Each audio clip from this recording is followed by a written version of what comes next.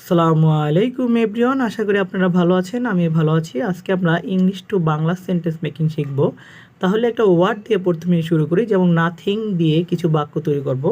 তাহলে এখানে nothing to do, এই নাথিং টু ডুর অর্থ হলো কিছু করার নেই, কিছু করার নেই।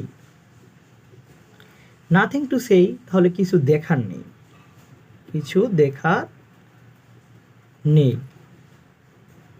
নাথিং টু সেই, তাহলে কিছু বলার নেই, কিছু বলার নেই।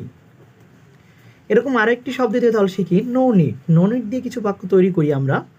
তাহলে no need, no need to eat, no need to eat. এই নো নিড টু ইট অর্থ খাওয়ার কোনো প্রয়োজন নেই, মানে খাওয়ার প্রয়োজন নেই, খাওয়ার প্রয়োজন নেই,